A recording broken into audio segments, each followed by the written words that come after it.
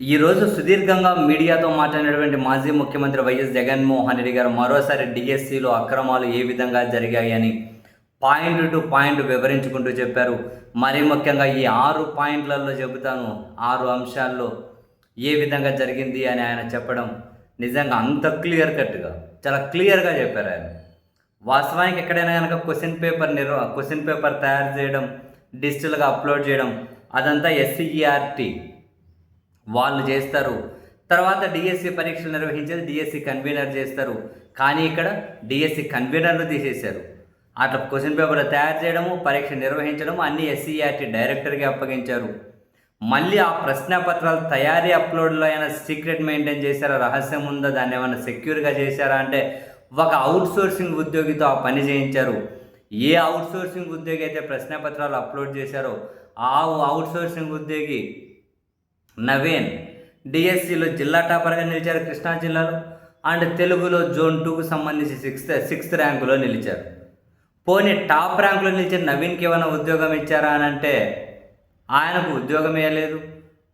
అసలు ఆయన మెరిట్ లిస్ట్లో పేరు లేదు, రిజెక్ట్ లిస్ట్లో పేరు లేదు, మొత్తం ఆయన లిస్ట్లో పేరే తీసేశారు. ఎందుకు నవీన్కి ఉద్యోగం ఇవ్వలేదు అని అంటే ఆయన సర్టిఫికెట్ వెరిఫికేషన్కి రాలేదు అంటారు. ఇదే నవీన్ కోర్టుకి వెళ్ళి ఏం చెబుతారు, అసలు నన్ను పిలవలేదు, అసలు లిస్టులో నా పేరే లేకుండా చేశారు, మరి సర్టిఫికేట్ల పరిశీలనకి ఎట్లని వెళ్తారు, ఏమని వెళ్తారు, నా పేరే లేకుండా చేశారు వీళ్ళు అని చెప్పి ఆయన కోర్టులో వాదిస్తారు. ఇన్ని గందరగోళాలు జరిగితే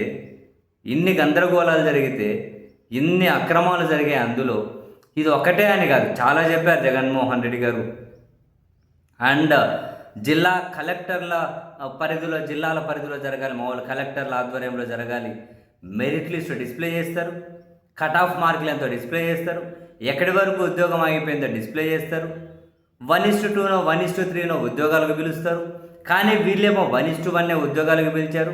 1:1 ఉద్యోగాలకు పిలిచారంటే వాళ్ళకి ఉద్యోగం వస్తుంది కదా అంటే 1:1 పిలిచినా కనుక ఉద్యోగం రావాలని గ్యారంటీ ఏంది అంటారు. అసలు ఏం మాట్లాడుతున్నారో వీళ్ళకి అర్థమవుతుందా? అడుగడిగిన అవినీతి అక్రమాలే జరిగాయి, కోట్ల రూపాయల చేతులు మారాయి. ఇవన్నీ బయటకు రావాలంటే ఆంధ్రప్రదేశ్ పరిధిలో రాదు. ఎందుకంటే చంద్రబాబు నాయుడు ఆయనే పోలీసు, ఆయనే లాయరు, వాళ్ళ కొడుకు ఎడ్యుకేషన్ మినిస్టర్, ఇంక బయటకు ఎట్లా వస్తాయి? అందుకే సిబిఐ విచారణ కోరుతామన్నారు. అంటే డిఎస్సికి సంబంధించి జగన్మోహన్ రెడ్డి గారు కళ్ళు బయటలు కమ్మే నిజాలు కూడా బయట పెట్టారు. డిఎస్సిలో స్పోర్ట్స్ కోటాకి సంబంధించి కళ్ళు బయటలు కమ్మే నిజాలు బయట పెట్టారు ఆయన. అసలు ఇంటర్ స్టేట్ ఆడినోళ్ళకి ఉద్యోగాలు ఇచ్చారట, ఇంటర్ యూనివర్సిటీ ఆడినోళ్ళకి ఉద్యోగాలు ఇచ్చారట, ఇంటర్ కాలేజీ ఆడినోళ్ళకి ఉద్యోగం ఇచ్చారట, మెడల్స్ రాకపోయినా కూడా జస్ట్ పార్టిసిపేట్ చేస్తే చాలు ఉద్యోగాలు ఇచ్చారట. ఇట్లా 100 మందికి ఉద్యోగాలు ఇచ్చారు. అండ్ ఈ ఉద్యోగాలు ఎట్లా అమ్ముకున్నారో లక్షలు పెట్టి ఆ బేరసారాలు ఆడిన వీడియో ప్లే చేశారు. ఆ వీడియో మీద కేసు పెట్టినటువంటి పోలీసులు వాళ్ళకు స్టేషన్ బెయిల్ ఇచ్చి ఎట్లా పంపించారో, ఆ వీడియోలో అటువైపు మాట్లాడిన వ్యక్తి ఎవరైతే ఉంటారో, అమ్ముకునేకి మాట్లాడిన వ్యక్తి, ఆ వ్యక్తి పేరు కూడా ఎఫ్ఐఆర్లో లేదు, సస్పెక్టెడ్ అని పెట్టారు. ఇదంతా కూడా పూర్తి గోల్మాల్ జరిగింది, అంతా కూడా అక్రమాలు జరిగాయి. ఇదంతా బయటకు రావాలంటే సిబిఐ విచారణతోనే సాధ్యపడుతుంది అని చెప్పి కళ్ళు బయటకు కమ్ముతాయి. స్పోర్ట్స్ కోటాలో ఉన్న వాళ్ళకి కనీసం అసలు పరీక్ష రాయకుండా కూడా ఉద్యోగాలు ఇచ్చే విధంగా జీవోలు తెచ్చారట. స్పోర్ట్స్ కోటాని 2 నుంచి 3% పెంచారట. పెంచి అసలు పరీక్షలు రాయకుండా కూడా ఉద్యోగాలు ఇచ్చారట.